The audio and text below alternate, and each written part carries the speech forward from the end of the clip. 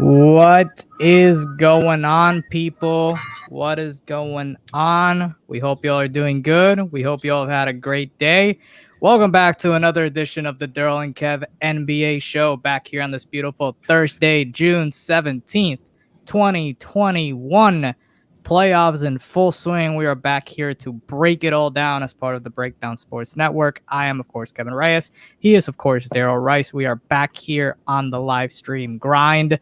Daryl, my good sir, I see you pumping out those muscles. I see you dancing, so I assume you're doing good on this beautiful, as you call it, Friday Eve. Yes, Friday Eve, man. Happy Friday Eve to you, Kev. It seems like it's been a long time, man, but happy to be back. Happy to be talking ball. As you know, some just wild shit has gone on today. Really, really wild. Already adding to this crazy week of ball already.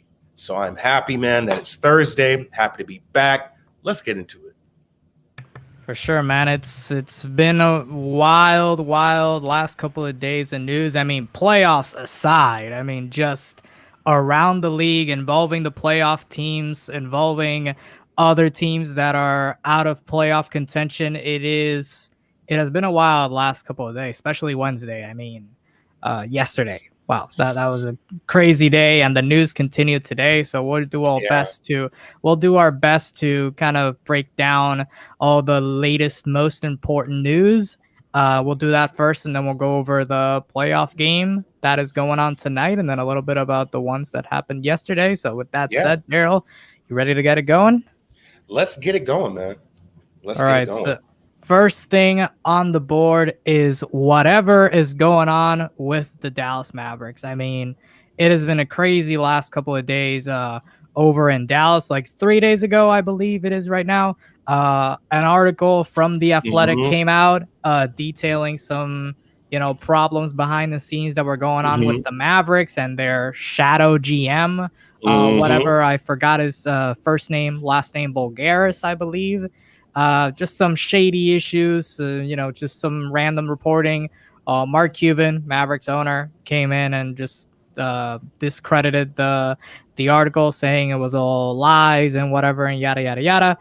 2 days later, the longtime general manager of the Mavericks, Donnie Nelson, son of Don Nelson, legendary NBA head coach, basically decided to part ways with the Mavericks after 15 years being the general manager and 23 with the franchise. Of course, pivotal in drafting Luka, pivotal in drafting Dirk Nowitzki back in the day, critical in building a lot of contending teams out there in Dallas that eventually won a championship in 2011.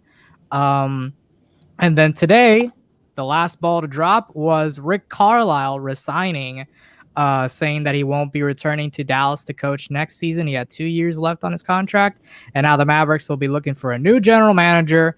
Still have to look for a new head coach in what is a crowded head coaching search with 6 other vacancies besides the Mavericks, which we'll talk about in a bit. Surely a wild time in Dallas. That on top of having to negotiate the Supermax extension with Luka now that he made All-NBA first team, having to figure out who's going to be the co-star next to him, having to figure out the Kristaps Porzingis situation, having to figure out between a lot of free agents, whether having cap space is the right thing.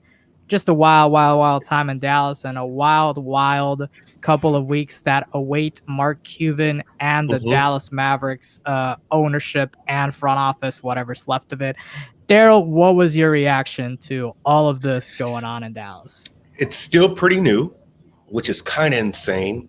How the tables turned so quickly. If this whole thing was a tweet, if this whole scenario was a tweet, basically today's tweet would have been "This aged well," right? Because you've just seen a serious turn of events, man, in just a matter of days.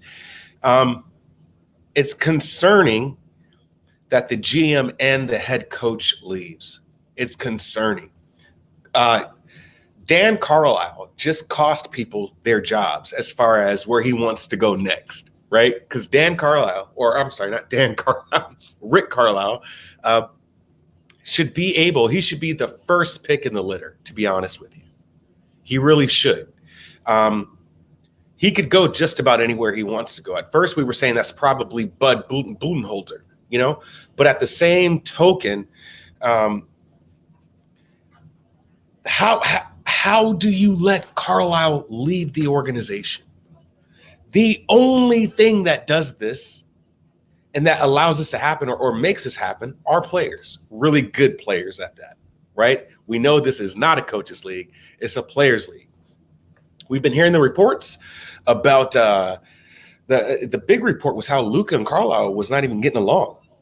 Like I would have to go back while I still got my league pass and watch some of these plays that they're talking about where Luka is like outright, like mocking Carlisle. Right? It's amazing to me that the guy who is very, very short on words decides to have a press conference in his hometown, right? Goes back abroad and decides to have a goddamn press conference. So everything just seemed kind of crazy, man, that I did not like. From the get-go, it smelled funny. And I honestly believe it's Luka went into Mark Cuban and says it's either Rick or me. Rick went into Mark Cuban's office and said, Mark, it's either Luka or me. And they tried to work it out and it didn't happen.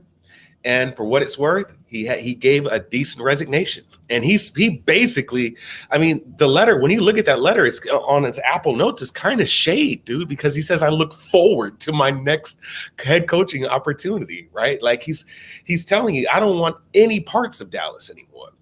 So yeah, it's kind of crazy how it worked out. John Walker, man, what's good with you? Boz, I see you. I see all y'all. Appreciate y'all for joining in. So yeah, for what it's worth, the organization chose Luka, but you lose a great coach if you ask me. Yeah, like to your point, Rick Carlisle, note you clarified that. Carlisle, he's 61, but he's not retiring. Like he's still going to coach, and he is definitely, to your point, going to get another chance elsewhere. A report came out today, I believe, from Mark Stein that if Milwaukee has a new coach, it will probably be Rick Carlisle, which, judging by how the Bucks series is going on right now, which we will talk about at the end, is definitely a high possibility. But hasn't been doing the best job making some adjustments for sure. And yeah, to Dan Dewitt's point, like Carlisle's a fantastic coach. Like Terry Stotts was at the top of the coaching, search in terms of his resume and whatever. Carlisle just skyrockets over him. So he's a good coach, and he's gonna go to a contending team, and New Orleans wants to compete. Boston certainly wants to compete. Washington wants to compete. So there's a lot of teams out there that are in the head coaching search and want to compete, and Carlisle can do just that. To your Luka point, it is very, very, very concerning that in the most pivotal free agency of the Mavericks right now under Luka, everything just falls apart. And I would, in the best case, I would like to think that Luka was involved, to your point, with the Carlisle had to resignation. I would like to think so, because if he wasn't, it doesn't look good for Dallas. The Donnie Nelson, I read an article. I read a quote of Luka talking about Donnie Nelson, that one really hurt him. So we'll have to see what approach Dallas takes on that search. I read Michael Finley, who is a former Maverick player, currently works in the front office. He may be a potential target. I mean, you just need to get someone that Luka can trust. And, we're in this era of player empowerment, for better and for worse. And, previously it was like LeBron and KD who, took control of their destinies and decided to go elsewhere. And they were like 28 or 29. James Harden was like, he's like, what's he, 30, 31 or something? And he took control of his destiny. But now, where we're at now, where, we're in this player empowerment era where players are taking control of their destinies, anyone and everyone can say, you know what, I just don't want to be here. And they can demand a trade, and they could go elsewhere. And like, yes, sir. I read it with Zion, whatever's going on in New Orleans, and the team wanting to compete with Zion Williamson in his second year. That's a Mm-hmm. guy that could potentially want out, and we'll talk about him in a little bit. Mm-hmm. And Luka is just now just finished his third season, and or just finished his second season, third season, yeah, third season, and he could, like, if the Mavericks have another underwhelming season, if they don't surround him with a legit second option, he might just want out if the Mavericks don't play this right. So it Mm-hmm. kind of sucks that everything is happening right now in this pivotal time where they have to figure out what's going on with Porzingis. What are they Mm-hmm. going to do with their free agents? With Tim Hardaway Jr., with Josh Richardson, and so many others that they have. And what pieces are you going to surround Luka with to compete? So I would like to think that Luka was involved in the Carlisle, decision. He had to be. But if he wasn't, it kind of gets tricky. So let's talk about Luka. Like, what do you think happens with him? Do you think, it's funny because he was asked when his season ended, like whether he would be signing his rookie max extension. He said, the answer to that, but he didn't like say yes or no. So Yeah. what do you think happens in Dallas this summer? Do you think Luka stays? What moves do you think they make? Yeah. So that SI article came out not too long ago by Mike Fisher saying that sources say that Luka has endorsed the assistant coach for Dallas, Jamal Mosley. If Jamal Mosley is hired as head coach, when you obviously have better head coaches out there, then this is all Luka. And that Mark Cuban laid on the sword for this man, The issue was not Luka. The issue was, in my opinion, Porzingis. And why the hell did you get rid of Seth Curry? Right? I'm still trying to understand that, man. So all in all, what I would have to say is if Jamal Mosley is hired, then that's key. That had a lot of Luka's, his imprint was on this entire debacle, right? And where he basically told Mark, either I'm gone or Rick is gone because this shit's not working. So if he's already endorsing the assistant coach, right? This was all Luka's doing. He's orchestrating this whole thing. And he's doing it actually pretty, he's doing it in a way that's kind of slick because he's out of the country, avoiding a lot of questions and shit that's popping off and going down. He's not as accessible. Right? So I see this as Luka's doing. And as long as Luka is happy, which Mark Cuban can keep you happy, then he's fine. So just watch out for the hiring there.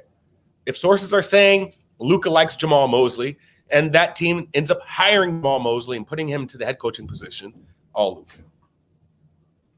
Yeah, Luka's going to be very busy, as he said, out of the country. He's going to be playing in the Olympics or trying to get his country, Slovenia, to qualify. I don't know if they're qualified yet, but he's going to be playing for their national team. So if he's busy now, he's going to be very busy the next couple of weeks and, avoiding all of that. But yeah, to your point, they're going to make a hire that makes Luka happy. The one guy I thought of for Dallas would be Terry Stotts because he was an assistant there when they won the championship in 2011. I just made that connection. I don't know if their relationship is good. And to your point, I don't know if Luka would endorse him or be happy with him being hired. So that'll be something interesting to monitor. Speaking of the New Orleans Pelicans, I mentioned them briefly. I mentioned Zion.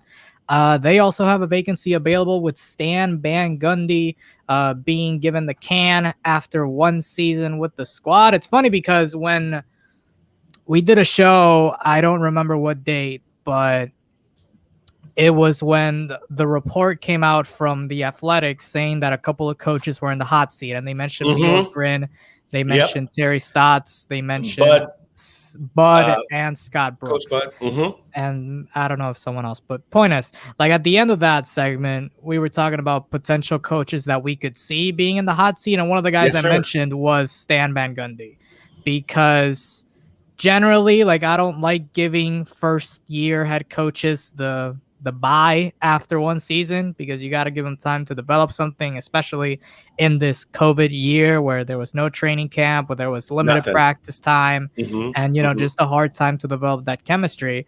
But, and reading the Bleacher Report article written by Jake Fisher like yesterday, you could see that the issues were apparent. Like David Griffin wants more control than he wants. Stan Van Gundy is very, he's old school, so he's very established in the way he likes to do stuff and in his philosophies and whatever. And this Pelicans team is a very young squad, not ready to compete, whether it's because of the roster construction or whatever else you want to point it to.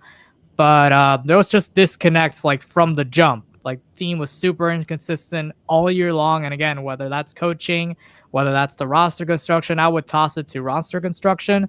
Mm-hmm. But David Griffin wants to be stubborn about it. He wants to deflect all the blame to SVJ. So SVJ is gone. Mm-hmm. We don't know if he'll be back coaching or if he'll come back to be color commentator with, I don't know, NBA TV or TNT or something. That would be awesome. But what do you think goes on in New Orleans this summer, especially, follow up to that, like the report that came out today that apparently some family members of Zion Williamson don't want him to be in New Orleans, which I think is kind of dumb. But what is your take on that? My take on that is this is the Luka approach. The problem is that how I felt about Zion, right? This kid is unbelievable. He's great. But he has had regression, and maybe it's some injuries that he's had. Maybe he's just too big. I don't know the whole thing, but I can say this. I don't feel that he's really earned the right to be in this position, to try to dictate where he's going. He's only been in the league 2 years. Zion is good.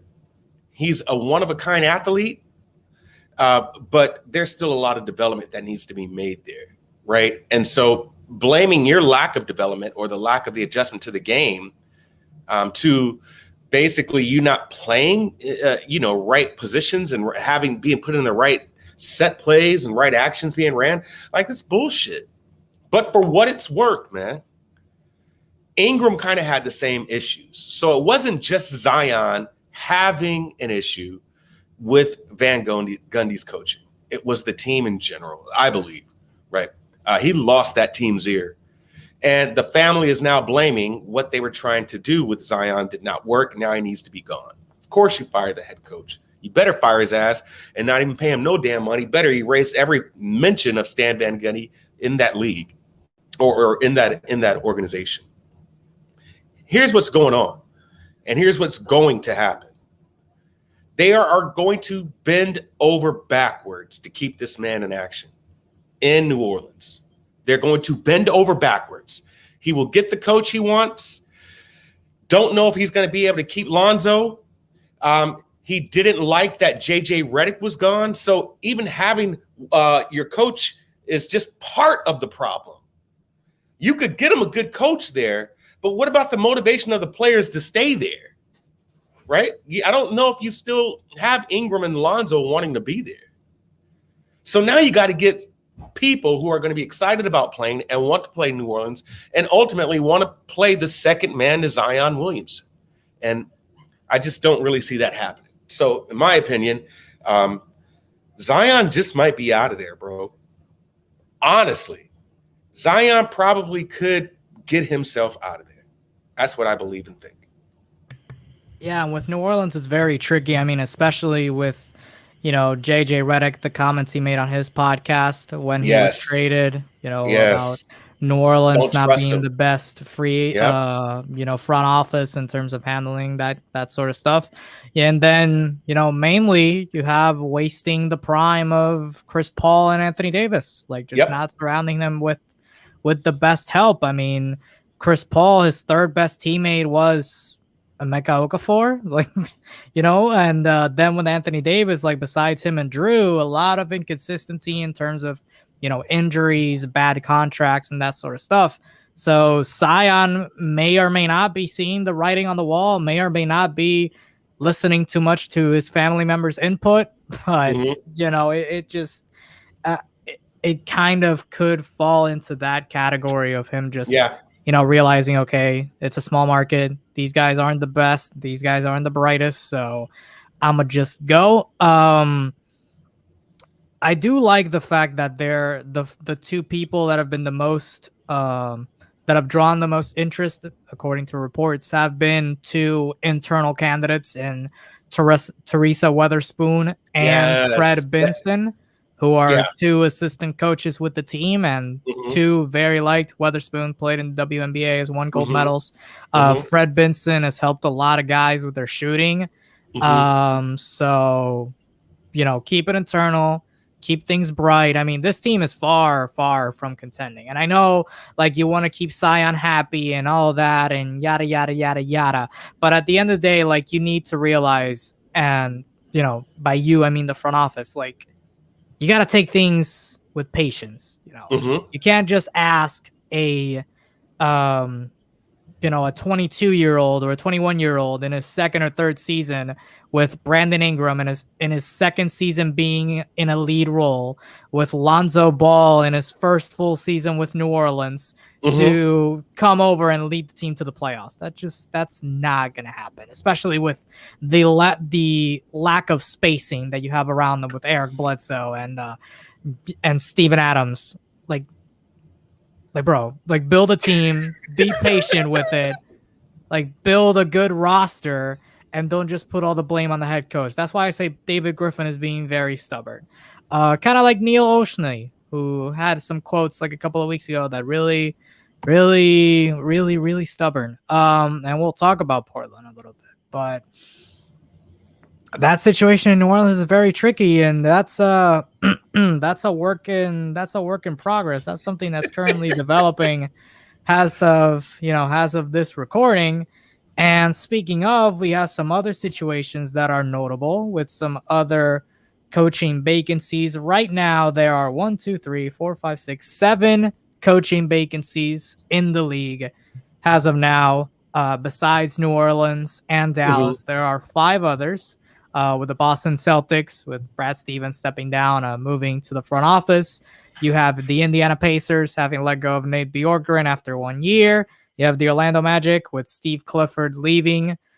Team is going to a rebuild. They're going in a whole different direction. Steve Clifford is another really good coach that should be very high in the in the head coaching free agency, if you will.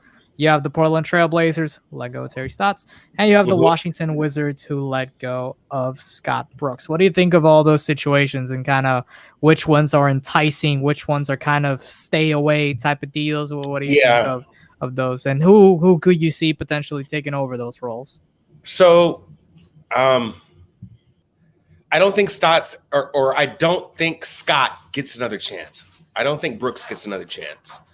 I think all the other coaches are most definitely going to get another chance somewhere else. It's just going to be a carousel.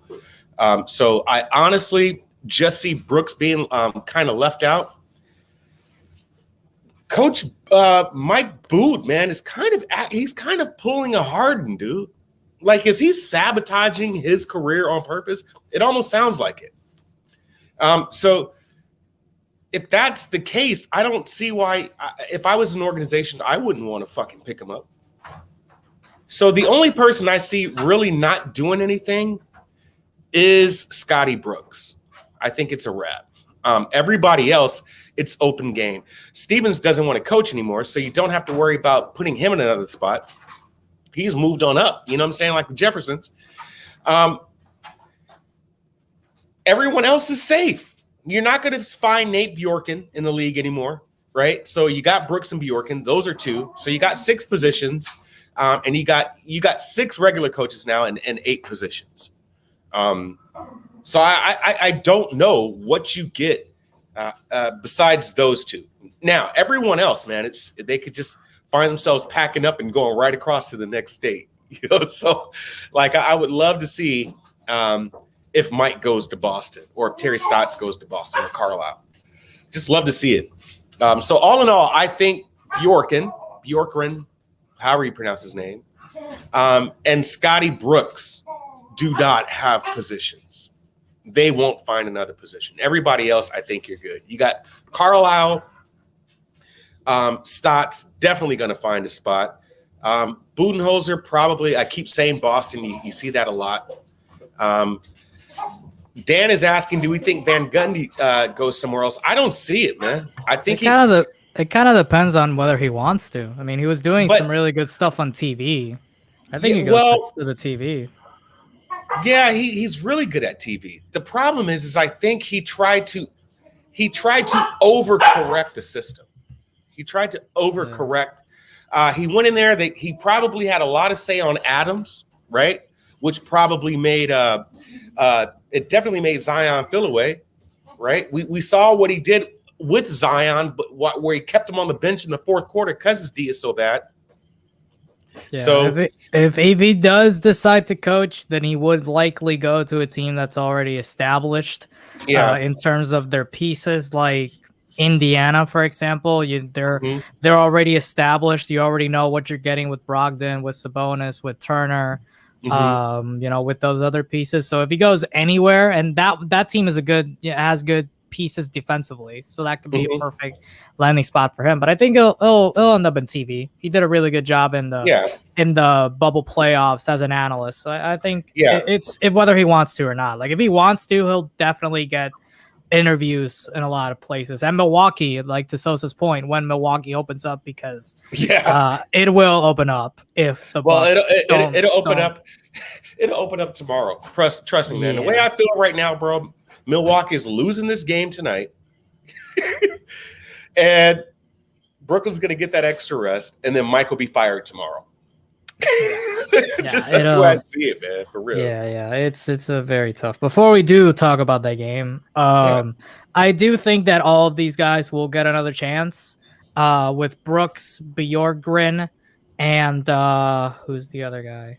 There was another guy. I forgot who. And Budenholzer. Yeah, when Budenholzer opens up, I think they'll get like assistant coach jobs because they kind of have their things where, they're good in terms of basketball IQ, but in terms of being the leader of men, they kind of have their problems. Like Scotty Brooks has some good, he's good at, managing, I would say, talking and communicating. So he's a good assistant. Bjorkgren is a good basketball mind, but according to the reports, as a human being, he's kind of trash. He sucks. So no do rags, really? Is that what? That's what you're doing now? No do rags. Yeah. So as an assistant, being on that like second lead role on a bench, kind of giving his input on stuff, he'll be really good. Maybe he comes back to Toronto with Nick Nurse. I mean. And he coached with Nurse in the championship. He's gonna coach with Nurse in the Olympics with the Canadian national team. So maybe he comes back to Toronto. I mean, who knows? And then with who's the other guy? Budenholzer is just he's good in the regular season. So he'll be there to give his input on offense, and then in the playoffs, just don't listen to him. He'll be fine. Don't listen to him. Yeah. As a matter of fact, just keep him in the locker room, bro. Yeah, there's gonna be a head coach. The head coach is gonna know what to do, except if he's Doc Rivers. You'll be fine. You'll be fine there. Brad Stevens, to your point, he's not interested in coaching. Rick Carlisle definitely gets a chance. Stan Van Gundy, that depends on whether he wants to. Orlando, like with Steve Clifford, he's a really good coach. I feel like he could get a chance elsewhere. He's one of those coaches that he's good, but he's been dealt a tough hand, having to coach like Charlotte and Orlando. Like he's been overachieving in his 10 years with those teams. So maybe he gets a better chance with a better squad that is looking to contend. Obviously, like with Orlando, it wasn't a matter of he can't coach. It was a matter of this team is going into a rebuild. They don't need a coach like Clifford who will keep them out of the lottery. Like the Magic want to be in the lottery. They don't want to be out of the lottery. So that's kind of where that falls. And these spots are very tricky because you have these situations like are very tough. Like whoever excuse me, like all of these coaching spots are very, very tough. Like whoever gets the Bucks job, that is a high pressure job with, let's assume the Bucks lose this series, whether it's in 6, whether it's in 7. Whoever enters that will have to go in next year with the mindset of this team with Giannis, with Chris Middleton, hasn't been to the finals in Mm-hmm. 3 years now, and has been eliminated in the semis twice in a row. Mm-hmm. So that's going to be a very tough coaching job with, not a lot of patience, with the whole lot of money they threw at Giannis and Chris Middleton and Drew Holiday. Mm-hmm. Boston is very tricky because you have Tatum and Jalen, but if they continue disappointing, who knows if Tatum will want out or whatever. Right. And Right. you of course have the Kemba situation. You have Brad Stevens, who's a new general manager. We don't know what he is as a general manager, or how he is at setting the squad up, et cetera, et cetera. Dallas, I already talked about Dallas. That's a very tricky one. You have the Pacers, who are kind of a contender, but not a contender. So Mm-hmm. that's really tricky. New Orleans, you talked about it with Zion. That is super tough. Yes, sir. Orlando, like whoever gets the Orlando job is doomed. Like their win-loss record is going to be horrible. They're just going to be judged on developing the young talent. That's not something you can quantify. So that'll probably be a first-time head coach, someone new, someone young, could kind of get that Well, this is experience. Christian is thinking Boonholzer will take the Orlando job. And I don't know, man. For the I mean, sake of it's- for the sake of Orlando, I hope not. Yeah. No. Budenholzer could take the Portland job because Portland is a team that the Blazers situation just depends on Dame. And like that's why that's tricky, because you could go in there and you're like, okay, I want to coach Dame, I want to coach CJ, but then Dame might want out. And that's also very tricky because Dame has input. So that's not a wide open coaching race down in Portland. And with the Wizards, same thing. Like what happens with Bradley Beal, what happens with Right. Russell Westbrook. Those are all Right. very tricky. The one thing I would add is I think he's gonna get a job, and I would love to see him get a job. I would love, and I think it will happen, that Chauncey Billups gets a coaching job. He needs to talk about it, man. Yeah. He really needs to. He needs to. I swear to God, he's been on the cusp of getting a job for the longest time. Now, he's an assistant with the Clippers, right? The Clippers, yeah. I mean, he could he could take Ty Lue's job for what it's worth, man. They lose this game, dog. I don't know, man. You're hearing a lot about Ty Lue not really being the best coach, anyways. So I don't know, man. I don't know. In my opinion, he probably needs to go to. You know what? Chauncey would be the best coach for Orlando. Why? Because it's a new system. Yeah. It's a new, it's all brand new babies, right? I mean, you got like Cole Anthony there. You know what I'm saying? Like you got rookies and young talent there. You're gonna have your guys come back. Then isn't Isaacs? He'll be back. Jonathan Isaacs and Fultz. Yeah, Fultz Markelle probably Fultz. mid-season. Yeah. Right. Yeah, So that's in a job. That's a job for a first timer for sure, to kind of build the culture up, establish the squad. Like give him like 3 years guaranteed for him to build up and see where that goes. That I could see that. I could see that for Chauncey. Yeah, I mean, there's that would be a lot of good candidates. I mean, you got obviously all these free agents besides Brad. Like Brad's not coaching, but the other guys are going to be free.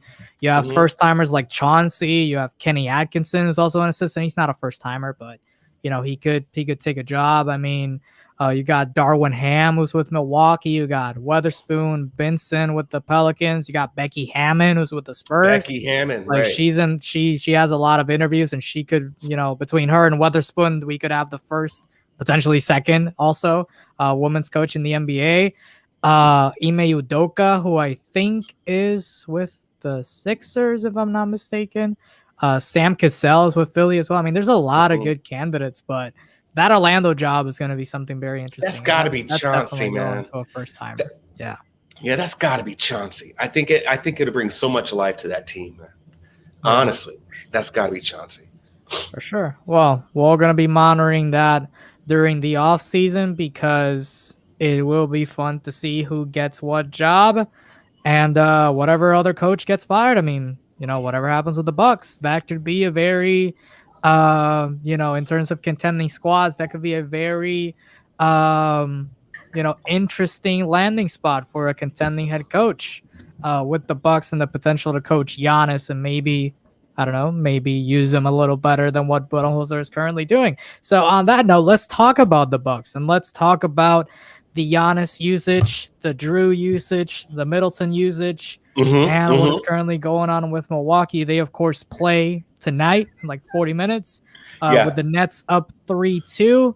Yes. The Nets are up 3-2. They won game 5 in Yeah. Brooklyn In by Brooklyn. 6 points, 114 to 108. But the Bucks had a double-digit lead. They were up by as many as 17, and they were outscored by 22 points in the second half. Very, very, Jesus. very disappointing outcome there for the Bucks. I mean, Yeah. James Harden wasn't at 100%. He did play 45 minutes, so shout He out to did. him. He did, But man, which is wild. yeah, but he just wasn't there. Like he was there, but he He was a wasn't decoy. there. Yeah, he was as exactly as a decoy. Kyrie got hurt in game 4, didn't play in game 5, won't play tonight. Harden will play tonight. KD will play tonight after a Iron Man of an effort in game 5. Played all 48, the entire game, God, not dog. even a second break. Had, well, except in timeouts and whatever. He had 49 points, 17 rebounds, 10 assists, 3 steals, 2 blocks, 16 of 23 from the floor, 4 of 9 from 3, 13 of 16 from the field, from the free throw line, excuse me. Was the first player in NBA history with 45 plus points, 15 plus rebounds, and 10 plus assists in the playoffs, playing all 48. First time someone played all 48 in the postseason since Mm-hmm. LeBron did it in 2018. And that was in game 7 against the Celtics in the Mm-hmm. Eastern Conference Finals. I mean, spectacular performance by KD, but a spectacular collapse by the Bucks. I'll leave the floor to you, kind sir. What do you see in game 5 from both sides? Yeah, so game 5 was a complete clusterfuck by Milwaukee. And I keep going back, man. Bro, you have that TikTok or you got that video, bro, that you could, no matter how many times you see it, bro, you just cannot stop laughing no matter what. That shit could be 2, 3, 4 years old, man. No matter what, bro, that shit is funny.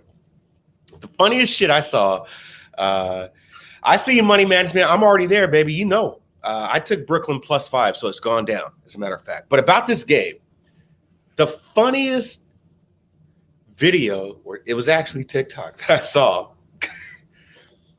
It wasn't even about Coach Bud. It was just basically Coach Bud and his adjustments, right? And what it showed was this guy putting all these different shapes into the square hole. He's like, here's a triangle. Where does it go? In the square hole. Here's a half circle. Where does it go? In the square hole. So it's basic. And just putting those two together, man, I cannot stop laughing every time I see that shit because that is Coach Bud. Kev, what did we say mid-season about Milwaukee? Specifically me. What did I say? They are a one-trick pony, dude. They are a one-trick pony. And if you could stop Giannis for what it's worth, then you can get him. Because they don't have any other plans or any other schemes that they can work without Giannis being that main person, right? I don't know why people, I mean, if you got the general public having Giannis at the 4 saying he needs to be at the 5 and he's still not at the 5, you still got Brook Lopez at the 5, some shit is going on. Some shit is going on. So now, here's me in my goddamn tinfoil hat. This is what I thought about today. Because I believe it without a shadow of a doubt, man, that the NBA be doing some shady ass shit. It is it's officially an elimination game for Milwaukee. Win or go home at this point, right? You got Harden playing. I don't see him on an injury report. You got KD playing. Harden's probably rested up and he's playing a little better, right? You got KD that played a full game, right? Wasn't as tight on the whistle or loose on the whistle, rather, this game. We already talked about that. How the first or game 4, PJ was all on KD, right? Should have been fouled out long ass time ago. Game 5 that turned around. Do you know who's officiating the game? Did you see who the reffing corps for this fucking game? I saw you tweeted one. I don't know the other two. I know Zach Zarba's in there. Zach Zarba. Do you know Zach Zarba lives minutes away from the fucking arena. Like he is a New York bred, born and raised New Yorker, man. He is New York till I die. Very, very big fan of Brooklyn. So or he could be a Knicks fan. Don't matter. I mean, the problem is the way New York's get down. Or actually, the article that I was reading was talking about how he is excited about Brooklyn. So that's what makes this real crazy. It's like, why do you have someone who is a fan of the team they're officiating that game? Like, why isn't he in the Utah Clippers series? You know what I'm saying? Like, why isn't he in the Hawks? You got what, 56 officials? Something like that. And you're going to have Zach Zarba head this game. Come on, man. Maybe he's so excited about him, he wants to watch him play another game. Maybe he wants to watch him play a game 7. Man. I mean, all I'm saying is this. That line tells you a story. Money Management uses that often. I like him. It's telling the story, man. And that is there's some money coming in on Brooklyn because this line got as high as 6 and now it's back down to 5. I just really think the way the NBA is looking at things is this. The golden ticket to the Eastern Conference Finals is definitely Brooklyn. That's the most exciting team, right? With Philly or Atlanta, it doesn't matter. I think the NBA actually wants to see Atlanta in there. I think fans who support the NBA and be riding with this shit for the longest time wants to see Philly in there, right? But I don't think the NBA really too much cares about that, but they do care about Brooklyn getting in there. They do care about Brooklyn getting in there. And now that Kawhi is out, the Clippers, that's a done deal. So all in all, what I say would happen, Brooklyn wins tonight, go home, rest up, get your body healed up right. Atlanta comes out, loses tomorrow, extends this another game 7, or extends this to game 7. It gives Brooklyn an extra 3 days or so to heal up because they are injury riddled. So in my opinion, I believe the NBA is having this worked out to where Brooklyn will win tonight and Philly will win tomorrow, extending the series. And then whomever wins that series between the two, it doesn't matter. Brooklyn is the ticket because KD is the draw and James Harden is the draw. Yeah, man. And Milwaukee surely isn't doing any favors with their offensive strategies or on defense, like just strategies in general. It's been a really mind-boggling thing to look at. I mean, all praise to Kevin Durant first and foremost, playing the entire game, doing what he did, distributing, scoring from all areas. I mean, he deserves a round of applause for what he did. I mean, he needed to take the load, and he did, and he had one of the best performances in playoff history. I mean, all things considered. What do you considering everything he did? So, but again, like, what are the Bucks doing to mitigate that? Like, even with a 49, 17, and 10, even with the blowing a double-digit lead in the third quarter, they could have still won the game. They could have still easily won the game, but like, and it goes like beyond I'm mostly focusing on offense. Like on defense, you can say like, hey, Giannis should have defended KD, this and that, like whatever. That Giannis on him isn't gonna impede Durant from going off. Like Durant's gonna be Durant. Durant's gonna get his, no matter who's on him. So I'm mostly looking at the offense. Like, why is Giannis taking jumpers? Why is Giannis handling the ball from the outside? Like, why are the Bucks not running Giannis as a screener? Particularly in Game 5, 2 nights ago. Why were the Bucks not attacking a clearly hampered James Harden on offense? Like, Harden was clearly not 100%, and on pick and roll, he wasn't doing his best work because he couldn't. But the Bucks just kept going at him in the post, not making him exert energy, and it was kind of, really pointless. Like, Drew Holiday, besides Game 5, outside of Game 5, has been iced out this entire series. He's only averaging like 13 points on 39% from the field. Like, one of the big reasons I put Milwaukee as a threat to Brooklyn, I didn't pick them as favorites, but one of the reasons I could see why they gave them problems was because of their ability to mismatch hunt. Like you have Drew defended by Kyrie or any other guard, you could Mm-hmm. post him up. He could attack the basket. You have Mm-hmm. Chris Middleton, who's very versatile. You have Giannis, who can do his thing. You have Brook Lopez, who showed in the Miami series that if he has a mismatch, you can give it to him on the post and he can attack. Mm-hmm. And like in game one, like rewinding a little bit, in game one, they did that for the first like 10 minutes of the first quarter. And then after that, they just completely went away from it, Right. going ISO ball, which is what Brooklyn wants their opponent to do, taking long jumpers, taking contested shots, not getting everyone involved. And it's really like it's just like why it's just dumb. It's just dumb. Like they just revert to taking outside contested jumpers instead of attacking the rim, using Giannis in the correct ways. You know, Mm-hmm. it's just mind-boggling to see. And like That's what I'm saying is sabotage. That's sabotage, Kev. yeah. If you're sitting there scratching your head, like what the fuck is going on? You cannot make the simple adjustments to beat this team that's injury riddled. That's why I think it's sabotage, man. That's why you can just have. I got my tinfoil hat on tight as fuck for this because I promise you, man, he's trying to coach himself out of that job. That's got to be the only case. And Yeah, it man. sucks. It sucks that you are honestly losing to an injury-riddled team, and this may probably be the best chance you have at going to the finals. Because I think after next year, it's a wrap. It's way too many other teams that are peaking, right?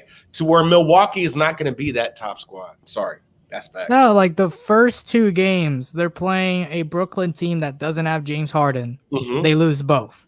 Mm-hmm. And then they have game 5 with Harden at 50% at best, And he with lose. Kyrie not there, KD having to carry the load, Mm-hmm. and you blow a double-digit lead and you still lose. It's Mhm. just kind of insane. So, like, Giannis has to be on Durant from the jump. Like, I don't care about foul trouble. I don't care about stamina. Like, it's do or die. Giannis Mhm. needs to be on KD from the jump, or at least split time with PJ Tucker.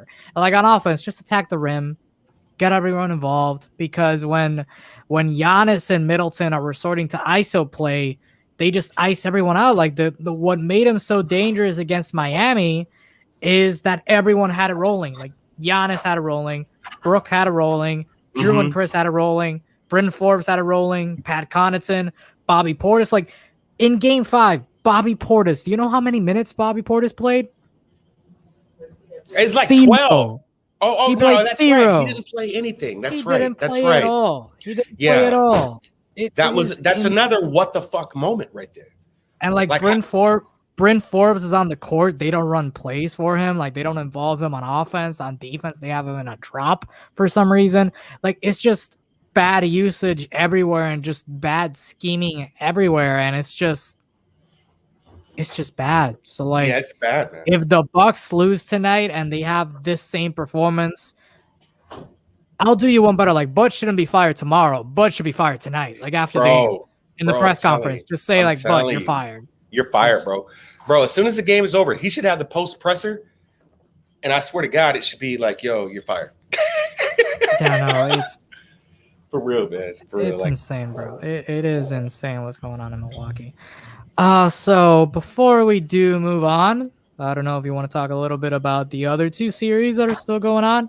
The Phoenix Suns swept the Nuggets, mhm. and they're awaiting their opponent between the Clippers and Jazz. That series is Mhm. currently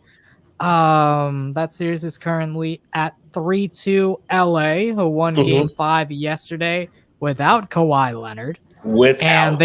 And they will be playing without Kawhi Leonard for the foreseeable future. Kawhi is reported out for game 6. That is tomorrow. He apparently has an Achilles issue. So 1, he'll probably be out for the rest of the playoffs. And then 2, if he isn't, at what percent is he healthy? So that's kind of something to monitor. But then the Suns have their own issues. Like Chris Paul tested positive for COVID-19.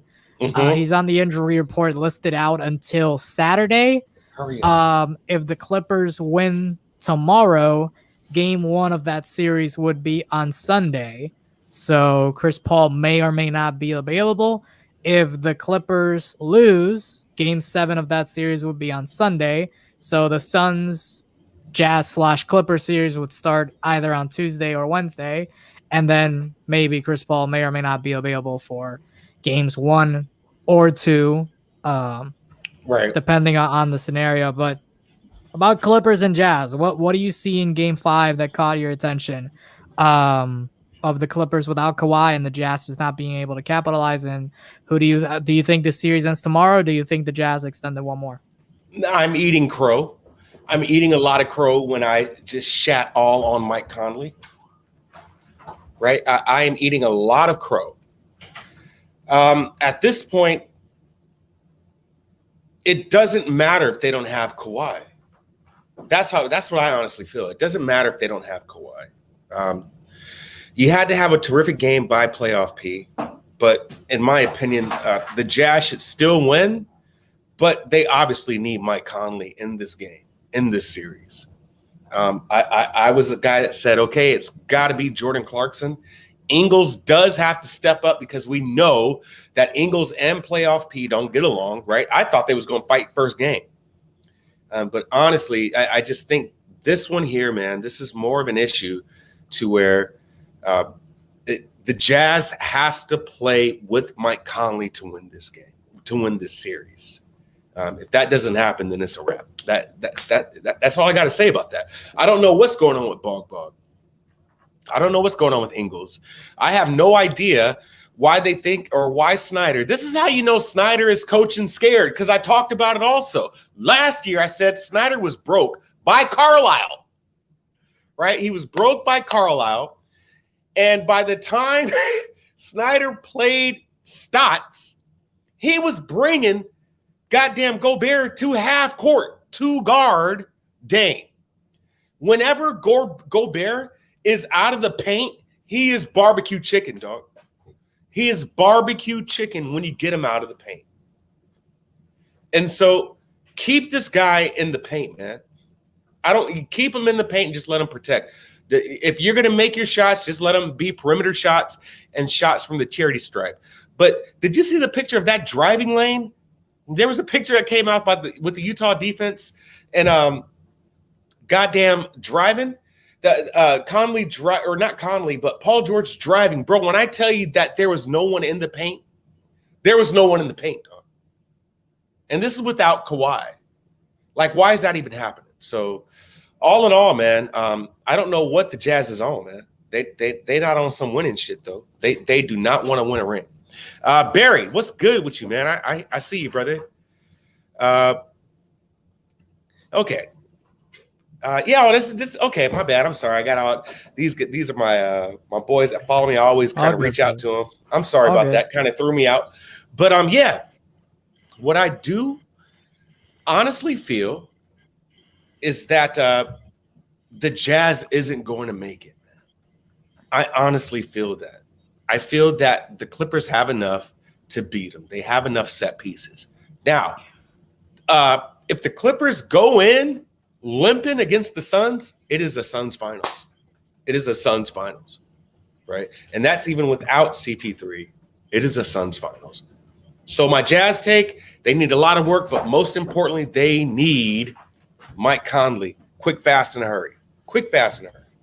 Yeah, Conley is like their best playmaker. He's the guy who organized the offense. He had great chemistry with Gobert in the pick and roll, especially in that Memphis series. I mean, he can, he can play make. He can, kick out the shooters. He can take his own shot, whether it's the pull up, whether it's the floater, ambidextrous.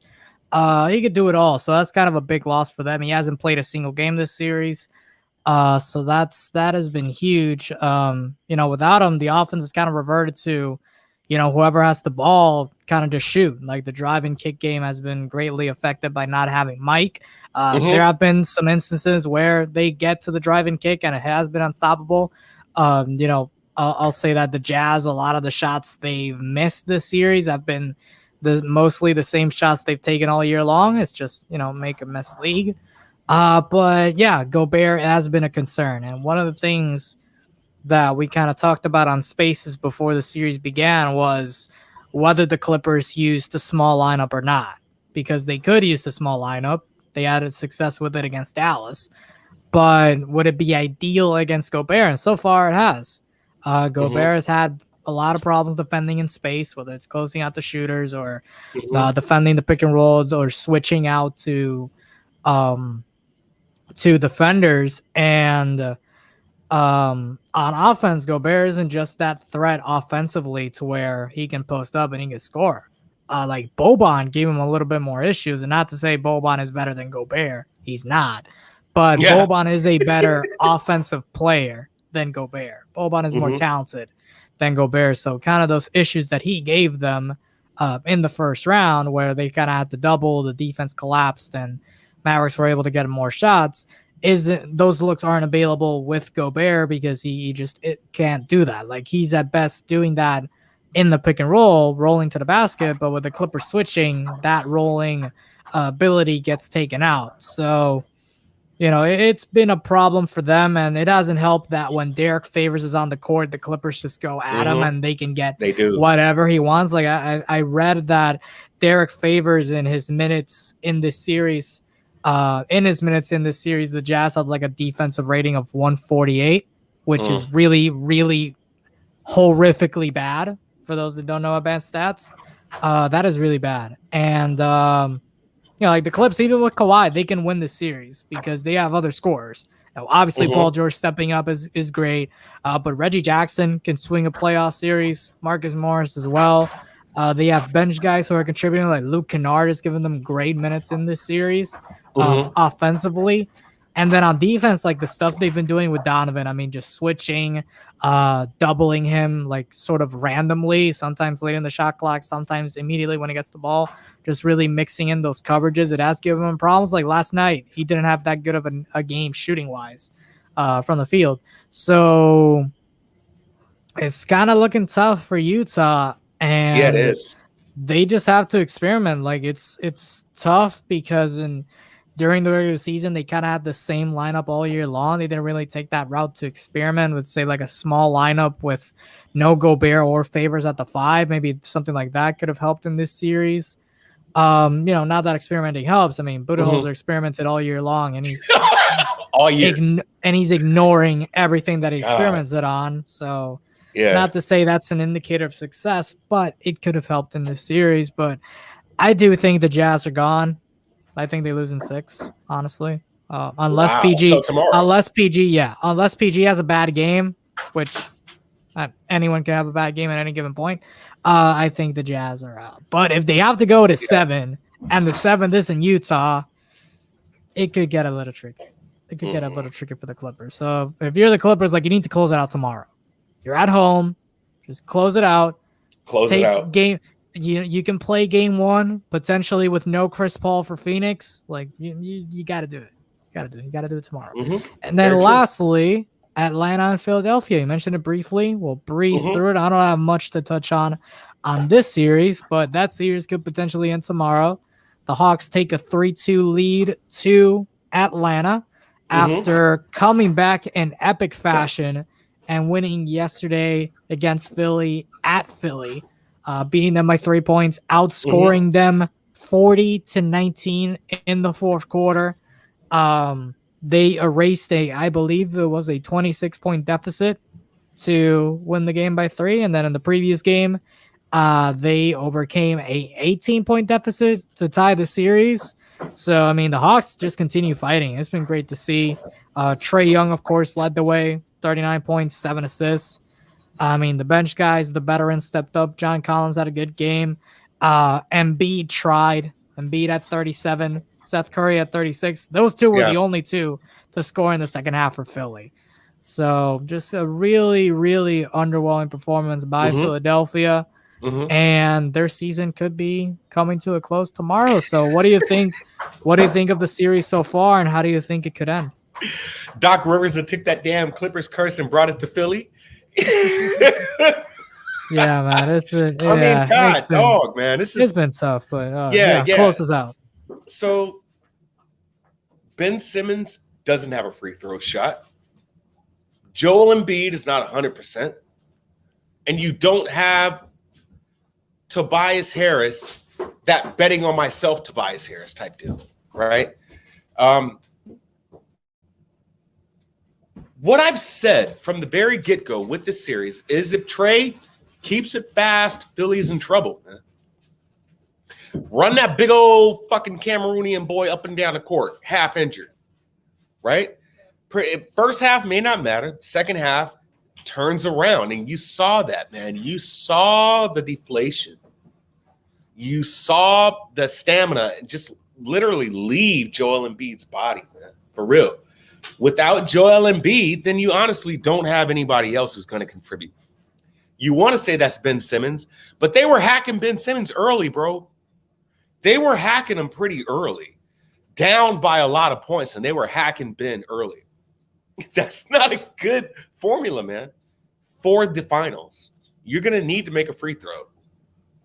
Look at Milwaukee, right? You need to make a free throw. You got to make a free throw, and you got to make threes. And that's something that Atlanta is actually doing.